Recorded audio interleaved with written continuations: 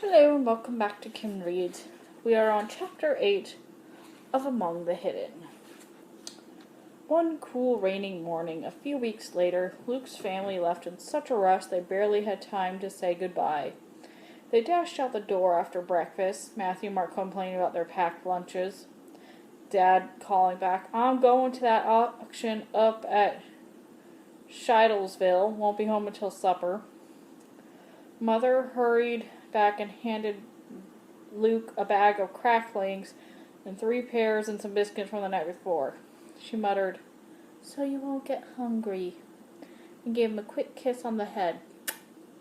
Then she was gone too. Luke peeked around the stairway door, surveying the chaos of dirty pans and crumb-covered plates left in their kitchen. He knew not to look out as far as the window, but he did anyway. His heart gave a strange jump when he saw the window was covered. Someone must have pulled the shade the night before to try to keep the kitchen warm, and then forgot to raise it in the morning. Luke dared to lean out a little further. Yes, the shade was down on the other window too. For the first time in almost 6 months, he could step out into the kitchen and not worry about being seen. He could run, skip, jump, dance even, on the vast linoleum without fear. He could clean up the kitchen and surprise Mother. He could do anything.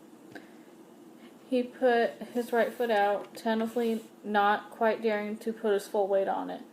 The floor squeaked. He froze. Nothing happened, but he retreated anyway. He went back upstairs, crawling along the second-floor hallway to avoid the windows, then climbing back the stairs to the attic. He was so disgusted with himself he could taste it. "I'm a coward. I'm a chicken. I deserve to be locked away in this attic forever," ran through his head. No, he countered himself. "I'm cautious. I'm making a plan." He climbed up on the stool on the top of a trunk that served as his perch for watching out the back vents. The neighborhood behind his house was fully occupied now. He knew all the families and had come up with names for most of them.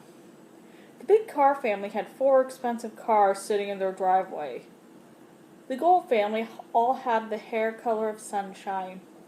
The Birdbrain family had a set of 30 birdhouses along their back fence, even though Luke could have told them it was pointless to do that until spring. Also, why have 30? Overkill?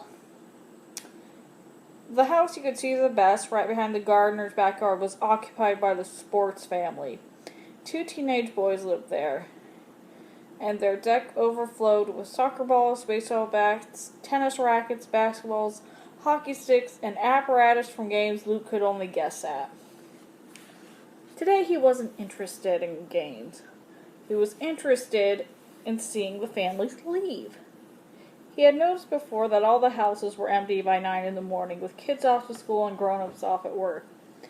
3 or 4 of the women didn't seem to have jobs, but they left, returning late in the afternoon with shopping bags. Today he just had to make sure no one was staying home sick.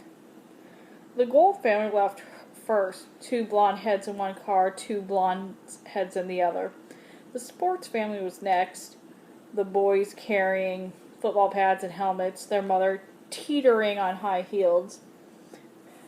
Then there was a flurry of cars streaming from every driveway onto the still sparkling new streets. Luke counted each person, keeping track so carefully he made scratches on the wall, and counted the scratches twice at the end. Yes, 28 people gone. He was safe. Luke scrambled down from his chair, his head spinning with plans. First he cleaned up the kitchen, then he'd start some bread for supper.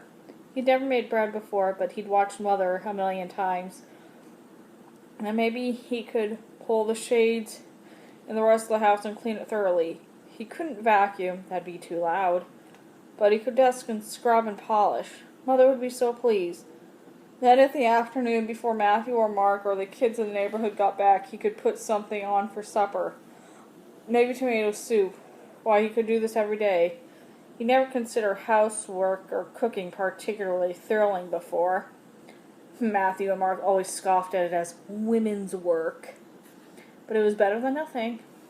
And maybe, just maybe, if this worked, he would convince Dad to let him sneak out of the barn and help there too. Luke was so excited, he stepped into the kitchen without a second thought this time. Who cares if the floor creaked? No one was there to hear it. He gathered up the dishes from the table and piled them onto the sink, scrubbing everything with extraordinary zeal. He measured out flour and lard and milk and yeast and was putting it all in a bowl when it occurred to him it might be okay to turn on the radio very softly. Nobody'd hear, and if they did, they'd just figure the family had forgotten to turn it off, just as they'd forgotten to raise the shades. The bread was in the oven, and Luke was picking up lint by hand from the living room when he heard tires on the gravel driveway. It was 2 o'clock in the afternoon, too early for the school bus or Mom or Dad. Luke sprinted the stairs, hoping whoever it was would just go away. No luck. He heard the side door creaking open. Then Dad exclaiming, "What the?" was back early. That shouldn't matter. But hiding on the staircase, Luke suddenly felt the radio was as loud as an entire orchestra, like the smell of breaking bread could fill 3 counties. "Luke!" Dad yelled. Luke heard his father's hand on the doorknob. He opened the door. "I was just trying to help," Luke blubbered. "I was safe. You left the shades down, so I thought it'd be okay. I made sure everyone was gone from the neighborhood, and—" Dad glared. "You can't be sure," he snapped. "People like that, they get deliveries all the time. They get sick if they come home from work. They have maids coming during the day." Luke could have protested. No, the maids never come before the kids get home from school, but he didn't want to give himself away any more than he already had. "The shades were down," he said. "I didn't turn on a single light. Even if there was 1,000 people back there, nobody would know I was here. Please, I've just got to do something. Look, I made bread and cleaned up, and... What if a government inspector or someone had stopped by here?" "I would have hidden, like always." Dad was shaking his head. "And leave something smelling, breaking bread in an empty house.